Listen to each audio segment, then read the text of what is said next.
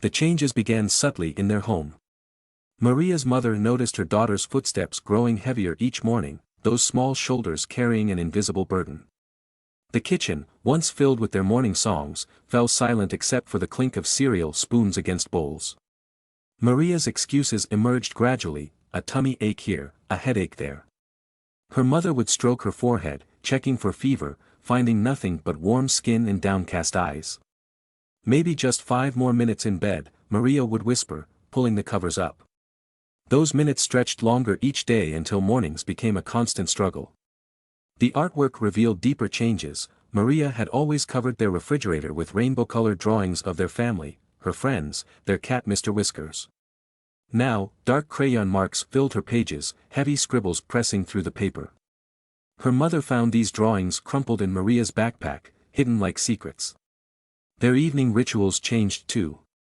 During baths, where they once created magical stories about mermaids, Maria would sit quietly, holding a rubber duck that no longer brought smiles. Her mother's questions floated unanswered in the steamy air. "How was school today, sweetie?" Silence. "Did you play with your friends?" A small shrug. The changes weren't limited to home. At school, teachers noticed Maria's withdrawal from class activities. Mrs. Jennings, whose son shared Maria's class, mentioned how Maria no longer raised her hand during story circle. Other parents observed her sitting alone at lunch, hanging back during playground games, becoming increasingly withdrawn. Each night, Maria's mother would watch her daughter sleep, struggling to understand this transformation. Her own childhood memories of facing subtle racism made her stomach clench with worry. She recognized how discrimination could wear a professional smile, chipping away at a child's spirit in ways others might miss. The house held a different energy now. Maria's mother would find herself watching her daughter color quietly on the floor, desperate to break through whatever barrier had formed. Brief moments of the old Maria appeared, a quick smile while feeding Mr. Whiskers, excitement over a favorite book, but these felt like rare glimpses of sunlight through clouds. Most telling were the morning goodbyes. Maria would grasp her mother's hand with unusual intensity, taking a deep breath before entering school. These small gestures spoke volumes about her daughter's inner struggle. Maria's mother felt helpless watching her bright, vibrant child retreat into herself, carrying a weight no child should bear. Ms. Clark walked through her classroom with practiced grace, her pressed blouse and steady smile a masterful facade. To her colleagues, she embodied the model teacher, speaking passionately about inclusion during staff meetings, her manicured hands moving expressively as she discussed celebrating diversity. But within the classroom walls, she wielded a different kind of authority. Her comments about Maria's appearance came coated in false concern. "Oh sweetie, your braids are coming loose again, don't you want to look neat like the other children?" Each word calculated to make Maria feel different while maintaining plausible deniability. The classroom became a carefully constructed maze of isolation. Maria's desk stood apart from the friendly clusters where other children sat, justified with reasonable-sounding excuses about lighting and distractions. During group activities, Ms. Clark deliberately paired Maria with students who had already chosen other partners, engineering moments of awkward rejection. Small accidents peppered Maria's days with unsettling frequency. A bump during story time sent her tumbling from her cushion, a quick movement knocked over her water bottle soaking her shoes. Each incident was followed by exaggerated concern that bordered on mockery. "Oh dear, you really must be more careful, Maria. Let's work on your coordination, shall we?" During arts and crafts, Ms. Clark moved between tables offering genuine praise to other students while reserving tight smiles and calculated pauses for Maria's work. "That's interesting," she would say, the hesitation precisely timed to plant doubt. Later, Maria's artwork would surface in the trash, torn and crumpled beneath daily debris. When Maria raised her hand, Ms. Clark looked through her, calling on other students until Maria's arm lowered in defeat. Each interaction stripped away another layer of confidence, each day adding to the weight of exclusion. In this bright classroom adorned with cheerful posters and alphabet charts, Ms. Clark had created a shadow curriculum, one where racism wore a professional mask and wielded a red pen, teaching lessons no child should have to learn. Within these walls, every slight was crafted for maximum impact while maintaining perfect deniability. Each incident alone could be dismissed as coincidence, but together they formed an unmistakable pattern of targeted diminishment. Ms. Clark knew exactly how to break rules without breaking rules, how to hurt without leaving evidence, a skill she had refined to devastating effect. While adults were blind to the invisible walls closing in around Maria, there was one person who saw everything with perfect clarity. In a classroom full of manufactured chaos, an unlikely friendship would become both sanctuary and salvation. Sophie had first noticed Maria during morning circle time, drawn to the way her classmate hummed quietly while coloring. Despite Ms. Clark's careful orchestration of separate playgroups, Sophie found ways to drift toward Maria during free time. Their friendship blossomed in these quiet moments, built on shared crayons and whispered jokes. As days passed, Sophie's young heart grew heavy with what she witnessed. She watched Ms. Clark praise everyone's artwork except Maria's, saw her friend's snacks mysteriously appear crushed in the classroom trash. Without fully understanding why, Sophie began bringing extra cookies and apple slices, sliding them across the table when no one was looking. The playground became their refuge. Among the slides and swings, Maria transformed. Her laugh, so rare inside the classroom, rang out freely. They created whole worlds together, becoming explorers, veterinarians, and superheroes. In these precious moments, Maria's smile would return, bright and genuine. Reality intruded even into their safe space during story time when Sophie watched Ms. Clark's hip bump Maria's shoulder, sending her tumbling off her cushion. The teacher's saccharine apology hung in the air while Maria picked herself up, cheeks flushed with shame. Sophie saw how her friend scooted away from the group, trying to make herself invisible. Through innocent eyes, Sophie pieced together the painful puzzle. She noticed the subtle shifts, Ms. Clark's cold smiles, Maria's desk drifting further from others, her friend's slight flinch at their teacher's approach. Each day, Maria withdrew more, her once colorful drawings darkened, her morning songs fell silent, and during lunch, she barely touched her food. The breaking point arrived during reading time. As children clustered around Ms. Clark's chair, Maria stood back, clutching her favorite book. The teacher ignored Maria's raised hand, calling on every other student until Maria's arms slowly dropped, unshed tears glistening in her eyes. That afternoon, while other children napped, Sophie lay awake listening to Maria's quiet sniffles. She thought about her parents' lessons on helping others and standing up for what's right. With the pure conviction of a child who sees truth clearly, Sophie knew she had to act. If the adults couldn't see what was happening, someone needed to show them. The following day, Maria clutched her family portrait close as she entered the classroom, the artwork protected between two pieces of cardboard. She had poured her heart into every detail, her mother's warm smile, Mr. Whiskers curled at their feet, the little heart necklace she always wore. The colors shone brightly, each one chosen with careful purpose. Ms. Clark moved through the classroom, collecting the portraits, her heels clicking against the linoleum floor. When she reached Maria's desk, she paused, examining the drawing with a tight smile. "Well," she said, holding the picture up to the fluorescent lights, "this is quite messy, isn't it?" Her fingers gripped the edges of the paper, knuckles whitening. "All these colors bleeding together, and look at these crooked lines."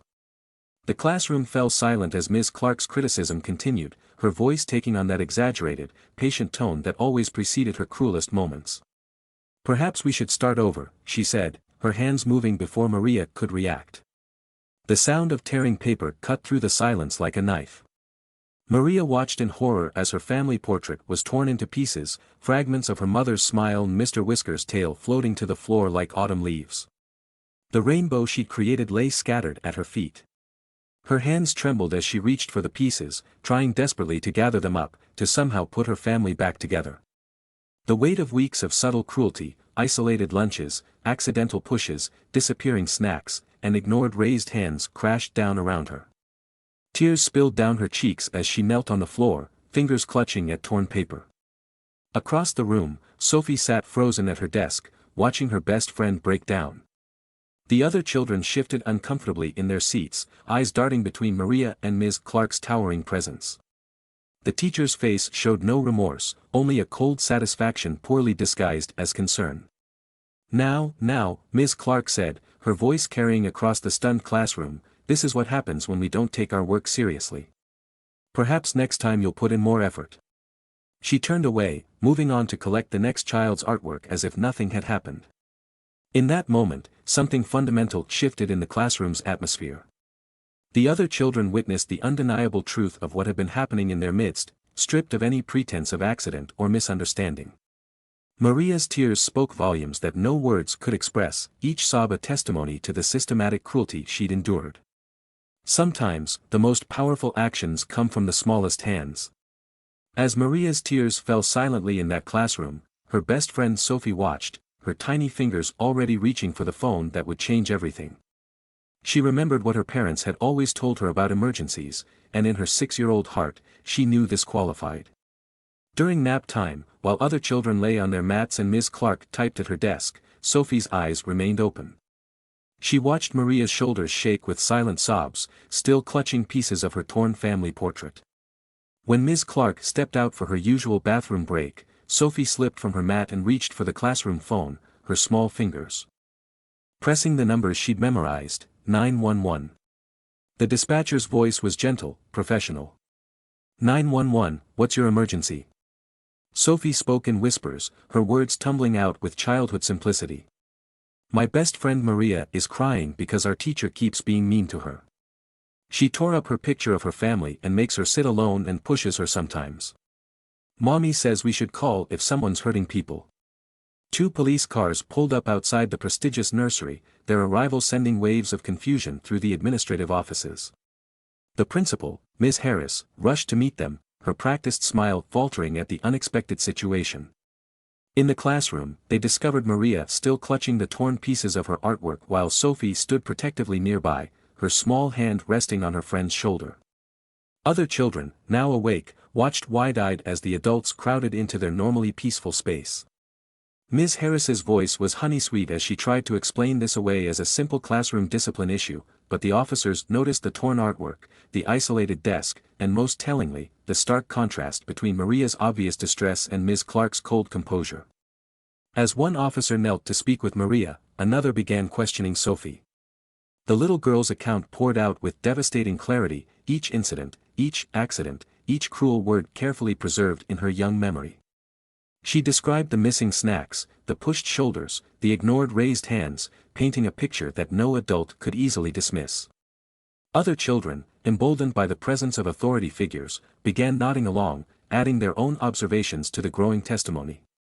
The prestigious nursery's carefully maintained image of excellence and inclusion crumbled as police radios crackled and administrative phones began to ring.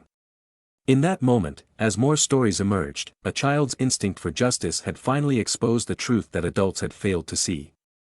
As chaos erupted in the classroom that day, no one noticed the quiet teaching assistant in the corner, her hands trembling as she clutched a notebook filled with 2 months' worth of detailed observations. What she had witnessed in those pages would shatter the last remnants of Ms. Clark's carefully constructed facade. Andrea Chen had started her position at the nursery with bright hopes and eager enthusiasm, fresh from her teaching certification program. She'd been thrilled to secure a position at such a prestigious school, but within her first week, subtle discrepancies began catching her attention. Moments when Ms. Clark's warm smile would vanish the instant other staff members left the room. The playground became Andrea's primary observation post. From her position by the fence, she watched Ms. Clark's behavior transform when she thought no one was watching. Her gentle guidance became sharp words, her helping hands turned to subtle pushes while maintaining a pleasant expression for any passing colleagues. Andrea's notebook filled with disturbing patterns. During morning circle time, Ms. Clark would praise every child's contribution except Maria's, letting the little girl's raised hand hover in the air until it slowly wilted.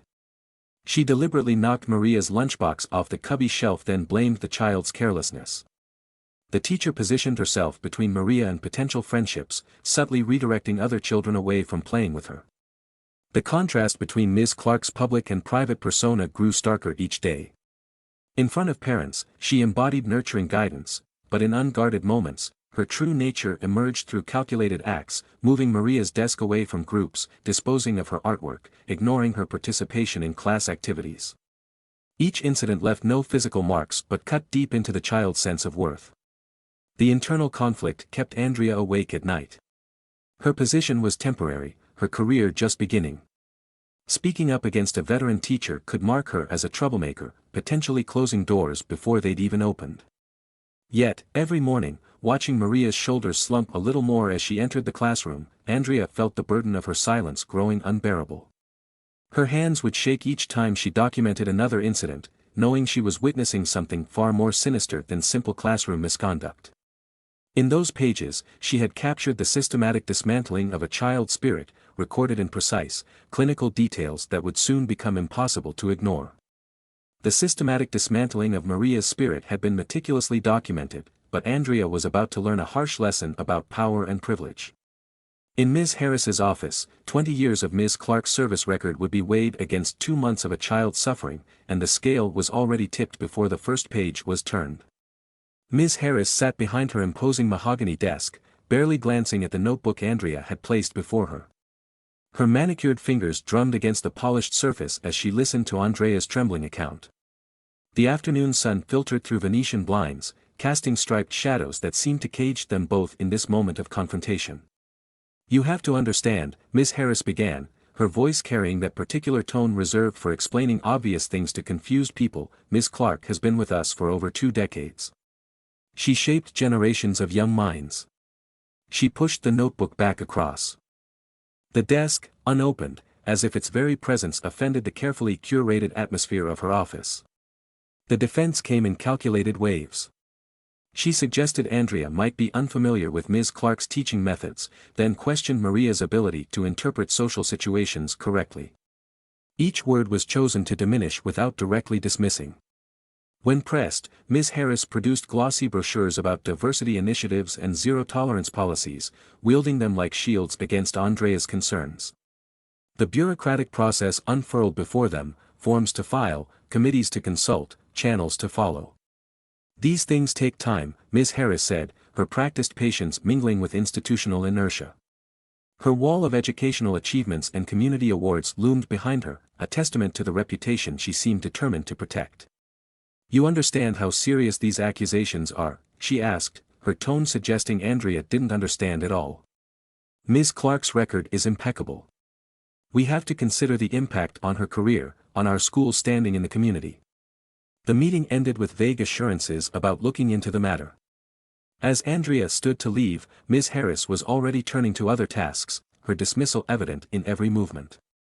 The heavy wooden door closed behind her with a final sounding click, sealing away her concerns behind layers of administrative indifference.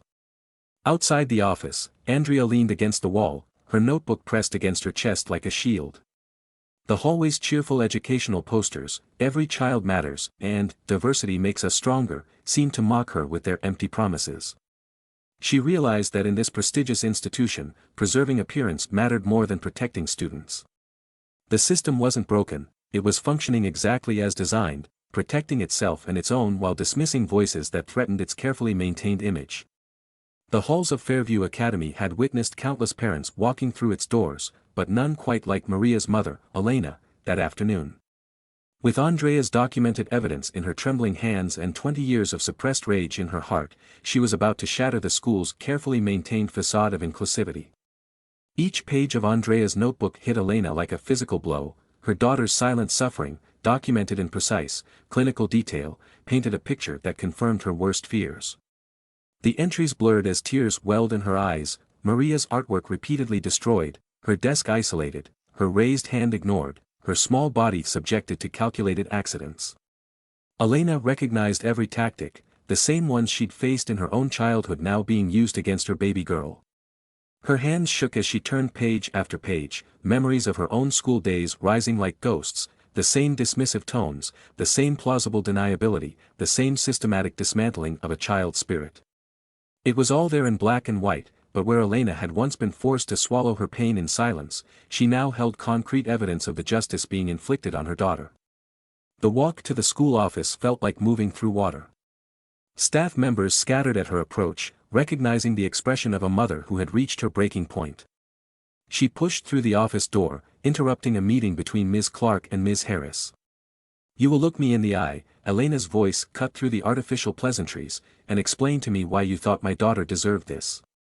She placed the notebook onto the desk, pages fluttering open. Ms. Clark's practiced smile faltered as she recognized Andrea's handwriting. The teacher began speaking of misunderstandings and proper channels, but Elena cut her off. "My daughter stopped singing," she said, her voice breaking. "My bright, beautiful girl who used to wake up with songs in her heart went quiet because of what happened in your school." Ms. Harris attempted to intervene, rising from her chair, but Elena's presence filled the room. "Every accident, every artwork destroyed, every time you made my baby feel small, it's all documented here," she continued, her finger resting on the notebook's pages. "You thought you could break her spirit the way so many tried to break mine, but you forgot something crucial. You forgot that she has me." The office fell silent except for the sound of Elena's controlled breathing, the air heavy with decades of accumulated pain and determination. In that moment, the power dynamic shifted irreversibly. No amount of administrative deflection could stand against a mother fighting for her child's dignity, armed with irrefutable evidence and the strength of her own past battles. Elena's words hung in the air like thunder before a storm, revealing the first glimpse of Ms. Clark's carefully constructed facade beginning to crumble. Andrea's notebook had opened a window into years of calculated cruelty, and now the truth was emerging, piece by methodical piece. A thorough investigation uncovered a disturbing pattern of behavior. Security footage revealed Ms. Clark's precise movements, the subtle hip check during fire drills, the seemingly casual desk encounters, the isolation tactics during group activities. Each discovery aligned perfectly with Andrea's meticulous documentation, providing timestamps that guided investigators to crucial moments caught on camera. The evidence mounted as families began sharing their stories. Mrs. Rodriguez spoke. Of her daughter Isabella's lingering anxiety, Mr. and Mrs. Lee described their son's mysterious injuries from years past. Former students' experiences painted a picture of systematic targeting that had gone unchecked for years, their individual stories weaving together into an undeniable pattern. Deep in the school's archives lay a trail of institutional negligence, buried complaints from teaching assistants, suspicious clusters of transfer requests, and carefully crafted email narratives revealed how Ms. Clark had manipulated the system. She had documented minor infractions while omitting her own actions, building a protective shield of paperwork around herself while systematically undermining her targets. A disturbing profile emerged from the investigation. Ms. Clark had refined her tactics over time, moving from obvious confrontations to subtle manipulations that proved harder to detect but no less harmful. She particularly focused on confident children of color with involved parents, seeming to take satisfaction in diminishing their natural enthusiasm and self-esteem. What began with Maria's torn family portrait had exposed decades of hidden abuse, protected by reputation and institutional indifference. The impact of Ms. Clark's actions had rippled through hundreds of young lives, leaving wounds that many former students still carried, their stories finally emerging into the light. The walls of silence crumbled as parents gathered outside Fairview Academy's gates, their phones raised high to livestream their testimonies. What had been carefully hidden behind closed doors for decades was about to explode across millions of screens, transforming one mother's fight into a movement that would expose deep-rooted problems in educational institutions nationwide. The media descended within hours of Elena's confrontation, drawn by the growing crowd of protesters sharing their stories. Local reporter Jenna Chen's broadcast captured the raw emotion of parents whose experiences mirrored Maria's. Each testimony was another crack in the prestigious nursery's facade. Their voices amplified across platforms revealed a pattern of discrimination that could no longer be contained. Video clips of Elena's confrontation with the principal spread rapidly, resonating with families across the country who recognized similar experiences in their own children's schools. Former Fairview Academy students emerged from the shadows, their decades-old memories of Ms. Clark painted a disturbing picture of calculated cruelty that had gone unchallenged. The revelations exposed a network of administrators who had protected the status quo, moving between institutions while burying complaints in their wake. As national media picked up the story, Fairview Academy's attempts at damage control only intensified the scrutiny.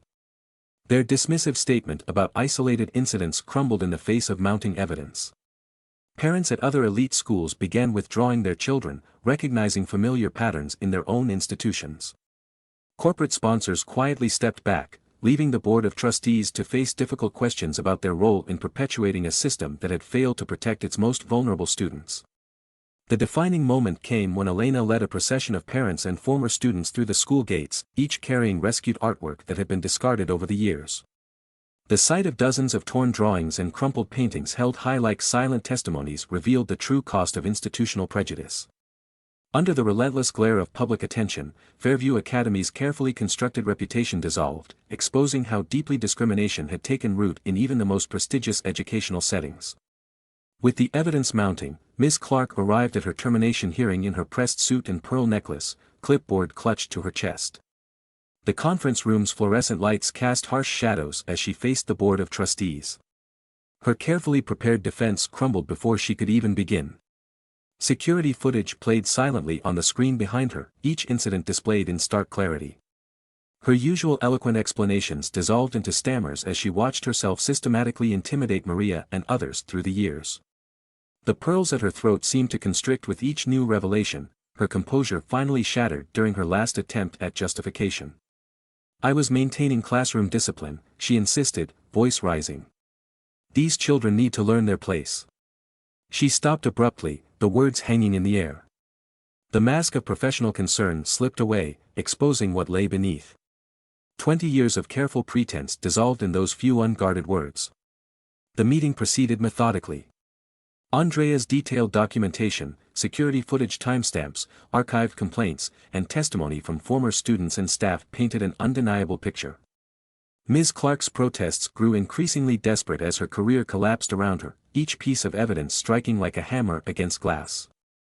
The State Education Board's investigation uncovered decades of buried incidents as other schools came forward, each sharing their own stories of suspicious transfers and quiet resignations, revealing a pattern of institutional damage hidden behind carefully worded references.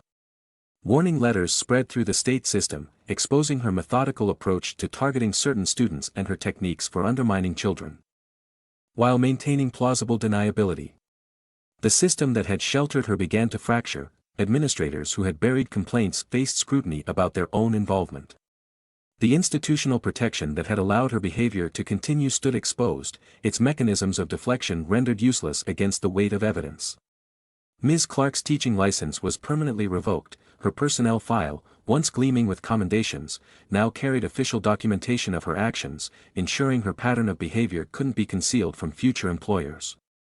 Her reputation, once a shield, became an indelible mark of the systemic racism she'd perpetuated. As she left Fairview Academy for the final time, carrying a box of personal items, the hallways she had once patrolled now seemed to reject her presence. The carefully constructed world where she had wielded her authority had crumbled, leaving behind only the truth she had fought so desperately to hide. While justice had been served to one teacher, Fairview Academy faced an uncomfortable truth: their system had enabled discriminatory behavior for years. The marble floors and prestigious reputation couldn't mask the institutional failures that now demanded attention. The administration began a comprehensive overhaul of the school's operations. External consultants redesigned their hiring practices, implementing thorough screening processes and behavioral assessments. Weekly training sessions pushed staff members to examine their own biases through challenging role-playing scenarios based on actual incidents. In those uncomfortable moments, teachers began recognizing problematic behaviors they had previously overlooked. The physical and procedural landscape of Fairview Academy transformed. Anonymous reporting systems emerged throughout the campus, creating safe channels for concerns from staff, students, and parents alike. Security cameras became tools for transparency, their footage regularly reviewed by a diverse committee of stakeholders. Classroom spaces were reconfigured to foster inclusion while art displays celebrated every student's work equally. A newly empowered parent advisory board gained real influence over policy decisions and hiring choices. The once pristine halls now echoed with frank discussions about race, privilege, and accountability in education. Regular town halls created space for difficult but necessary conversations about building genuine inclusion within the school community. The daily culture shifted as teachers found their voices, speaking up when they witnessed concerning behavior. Students stepped forward with their experiences, confident their reports would receive proper attention. Documentation systems tracked patterns in disciplinary actions and academic support, ensuring accountability at every level. The transformation brought both losses and gains.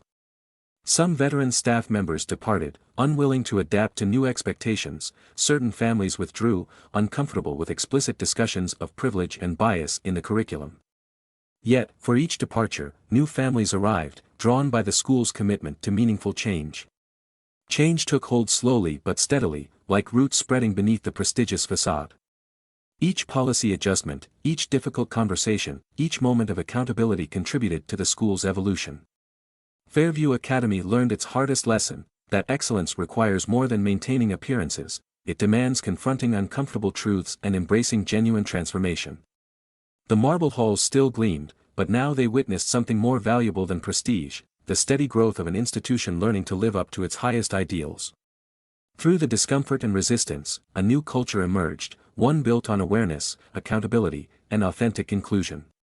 The work wasn't finished, but the foundation had shifted. In classrooms and corridors where silence once prevailed, honest conversations flourished. Students who had once felt invisible now saw themselves reflected in every aspect of school life.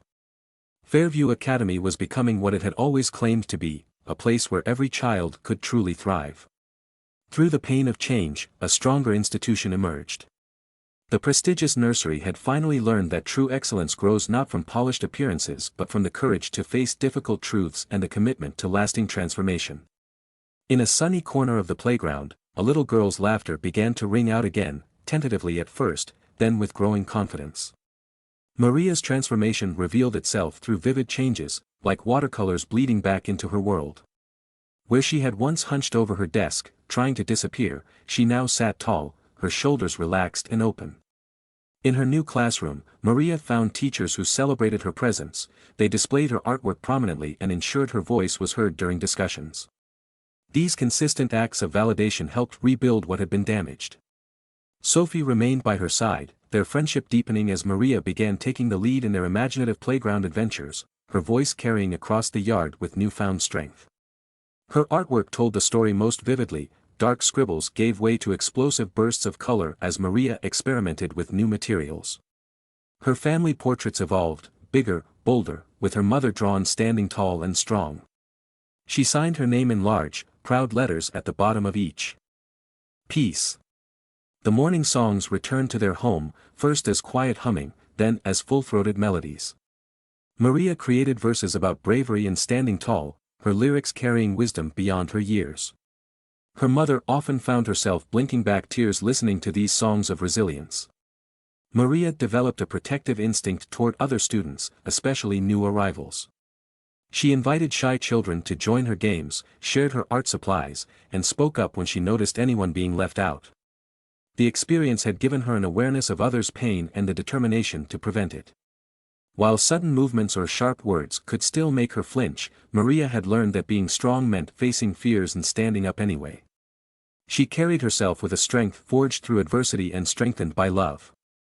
Her new teachers noticed her emerging leadership qualities, and her academic performance soared as she no longer wasted energy trying to make herself small. Each morning brought fresh energy to their home. Maria woke up singing, chose her clothes with confidence, and packed her bag with excitement. Her recovery proved that a spirit protected by love and supported by justice could emerge stronger, wiser, and more determined to shine. While Maria's story concluded with justice at Fairview Academy, her courage ignited a transformation that reached far beyond their community. Parents across the state began to recognize subtle patterns in their children's schools, viewing familiar situations through new, more discerning eyes. The response was immediate and powerful. School districts saw a surge in incident reports as parents transformed their growing awareness into action. Those who had previously dismissed their children's school anxieties now documented concerning behaviors and pressed for thorough investigations. Armed with smartphones and determination, they created detailed records of interactions that might have once gone unnoticed. Communities began connecting through social media, forming support networks that evolved into formal organizations. In these spaces, isolated voices found collective strength. Parents shared documentation strategies and navigation techniques for administrative procedures while offering crucial emotional support to families facing similar challenges. The scrutiny intensified across all educational institutions. Prestigious schools that had relied on their reputations found themselves answering difficult questions about their practices. Parents demanded transparency in disciplinary records and decision-making processes, pushing administrative meetings into the public eye through live streams and recorded sessions. Local communities dove deep into conversations about systemic racism in education at libraries and community centers. Families gathered to share experiences while education experts helped identify discriminatory practices. These frank discussions, though challenging, created pathways for meaningful change. The movement reached state legislators who began revising educational policies under pressure from energized parent advocacy groups. New laws strengthened reporting requirements and whistleblower protections while schools faced enhanced oversight committees empowered to enforce change. Private institutions felt the shift as prospective parents arrived with detailed questions about anti-discrimination policies and incident reporting procedures. Their prestigious reputations no longer provided shelter from accountability, instead, they needed to demonstrate real commitment to equity and justice. Children absorbed these lessons in their own way. Maria's story, shared appropriately among young students, taught them the importance of speaking up against unfairness. They learned that their voices carried weight and that courage in the face of injustice deserved celebration. What began as one mother's stand for her daughter had sparked a fundamental shift in how communities approached educational equity. The transformation revealed itself in changed policies and procedures but, more importantly, in a new understanding: maintaining surface-level peace at the expense of justice was no longer acceptable. In the end, it wasn't the school board, the media coverage, or even the police who first stood against injustice. It was a 5-year-old girl with a phone and an unshakable sense of right and wrong. Through Maria's tears and Sophie's courage, a system built on silence began to crumble, replaced by something stronger: truth spoken in a child's clear voice. Remember, positive change starts with small actions. If you want to continue standing up against injustice, click left to watch our eye-opening video where a teacher's racist behavior shocks the school after targeting the principal's daughter, or click right to see the powerful story of Tara, a black woman facing racial bias during labor. Your actions can make a difference. Take the next step by watching now.